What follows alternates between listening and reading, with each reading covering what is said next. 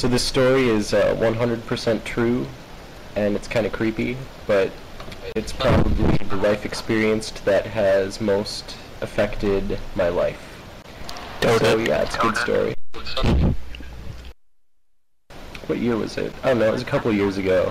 It was when I was still living in, I was living in St. Paul, and I decided that it was way too expensive to live in St. Paul because rent was insanely huge, and I just couldn't do it. So I moved into a suburb called Burnsville, which is right next to Apple Valley. And Apple Valley is like the San Francisco of southeastern Minnesota. So it's pretty flamboyant community. I needed a job because I had just moved, so I couldn't continue working at my previous job. So I applied at Linens and Things, which at the time I didn't understand what that meant, but I found out that if you're a straight guy, Linens and Things is probably not the place you want to work. Especially in that sort of area of the city where everyone is not straight. It's about the holiday season, and I don't really know anyone, so I don't have any plans for Christmas or anything. And I'm at work, and I see this guy, and he's putting towels up on a shelf. So he's going up and down this ladder, because there's a cart of towels, and he's grabbing some towels, going up the ladder, putting them on the shelf, and coming back down and grabbing more towels out of the cart. So I'm walking down the aisle, and I don't particularly have anything to do, and he sees me and says, "Hey, you should come help me put these towels away." So I'm like, okay, I can probably do that.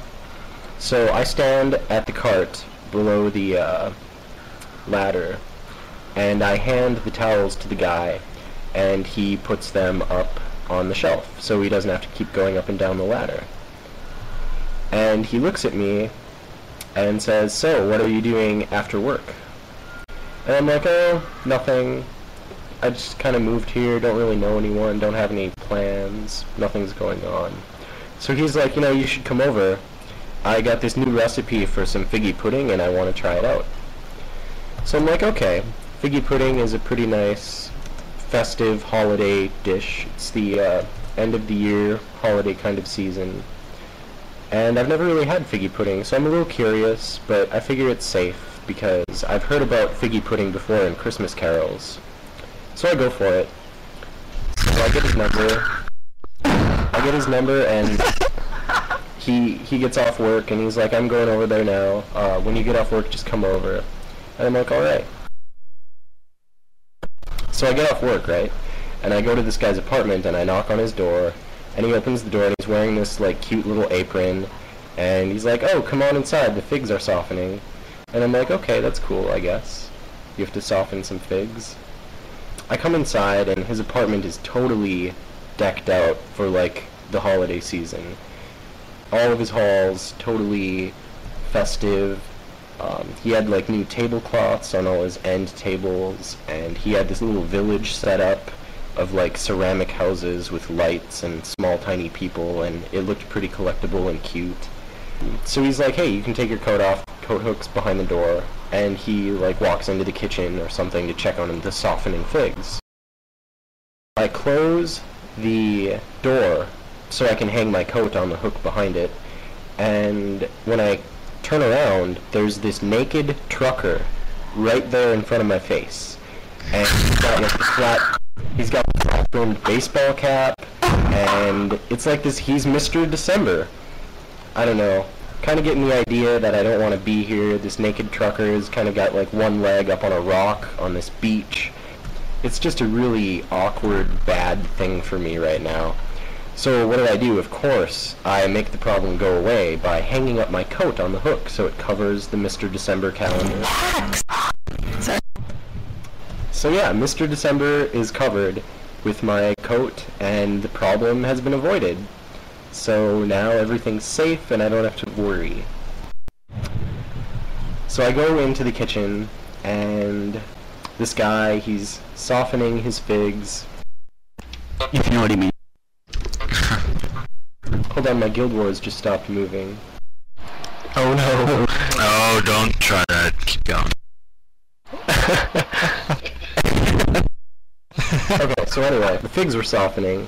I look in the TV in the other room, and it's got like Oprah or something. He comes in and tells me to sit down, because Scrubs is going to come on. Scrubs is apparently the cool show that everyone watches.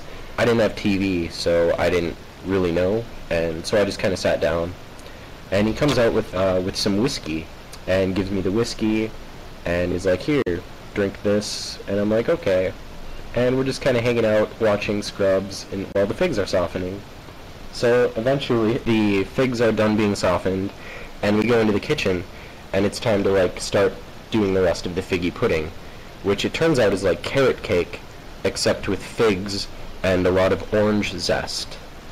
So he's kind of preparing some carrot cake stuff in a mixing bowl, and he hands me an orange and an orange zester, and he's like, here, you can zest the orange. So I'm like, okay, I can totally do this.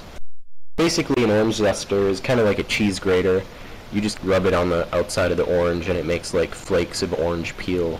And he comes over and he's like, no, you're doing it all wrong. He puts his arms around me, and he puts his hands on top of my hands, and he's like, no, you have to caress the orange like this. And he's making this funny motion, and it's kind of soothing, but it's kind of weird, because he's really... So I don't know, I'm kind of feeling really uncomfortable, so I'm like, okay, I think I've got the whole zesting thing down right now, you should probably, like, quit touching me. I've got this. I finished zesting, and we put the zest, I forget if we mixed it in, or if we put it on some frosting, I don't remember. The figgy pudding is now being cooked, and we go sit down and watch the rest of Scrubs, and have some more whiskey, and then the figgy pudding's done.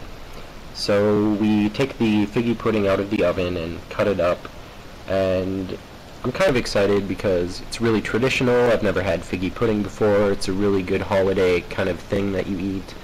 So I get my plate of figgy pudding. He hands me a fork, and I kind of take a bite out of it, and I'm like, oh, this tastes just like carrot cake, which it is. So that was kind of disappointing. But then he was like, hey, let me show you around. And he shows me his hall, and his guest room, and his other he had like a little library in the corner, and he comes into the bedroom and he's like, hey, this is my bedroom. So I'm like, okay, I'm just gonna do that move where I kind of put my hand on the door frame and kind of lean in, but I'm not really in the bedroom, but I'm kind of taking a look, but I'm not really interested. But then he's got this amazing fireplace mounted on the wall above the head of his bed. And it looks pretty cool, because, like, the lights are low, but the fireplace is on, and it looks, I don't know, it's just kind of, like, I've never really pictured a fireplace being used as, like, in place of a headboard on a bed. And he's like, yo, you want to try it out? And I'm kind of thinking, this is cool, but I probably should not be here right now. I tell him no, maybe later, and I kind of back into the hall and take another bite of figgy pudding, and he's like, okay, this is cool. I'm going to go in the bathroom and freshen up. So he's in the bathroom freshening up, and I decide that I really, really should not be here. I figure I can't leave as long as I have this figgy pudding, which isn't even really good. It's pretty much the worst carrot cake ever. I decide that I need to get rid of it, so I open the window and I throw it out the window, because it just needs to be gone. So I didn't throw like the plate and the fork, I just kind of made the carrot cake not be there anymore. And he comes back out and kind of like leans seductively around the corner. I see you finished your figgy pudding already. And I'm like, yeah, I did, it was pretty good, but I should probably get going because I have to work in the morning. And he's like, oh no, you should stay. But I'm like, no, I really should leave, I have to work. Turn my head away from the door so I can't see Mr. December again. I get my coat and I leave. I think everything's fine. I don't work any shifts the same as this other guy for a couple days. Overall, it's probably a good Christmas. Nothing really bad happened. I didn't get impregnated or anything like that, so I'm doing alright. Now it's January, and the holiday, Christmas, New Year's, whatever, it's all over, and we're having this big sale. For all of our festive holiday items, we're going to put them all in this seasonal area, where they'll all be marked for clearance, and they'll be like 60% off, 75% off. I've got all these carts filled with like holiday merchandise, and I'm climbing up and down this ladder, and suddenly I feel someone slap my ass. I turn around, and it's these two guys, the Figgie Pudding guy and this other guy. For the sake of this story, we'll name him Colin. And I know they're both gay, they're both like the most flamboyantly gay people at Linens and things. And I don't know which one of them just grabbed my ass, but I kinda don't want to ask, so I'm pretending that it just didn't happen. So I say, hey guys, and they're like, hey. And I'm like, what's up? And the Figgie Pudding guy looks at me, and he's like, you broke my heart. I'm like, no, I didn't break your heart. There was no heartbreaking. We made some figgy pudding at one time. I got to be your zesty little citrus fruit for one night, but no, there was no heartbreaking. Say that? Please, did you say that? The Figgie Pudding guy looks at me and he says, I see the way you look at Colin.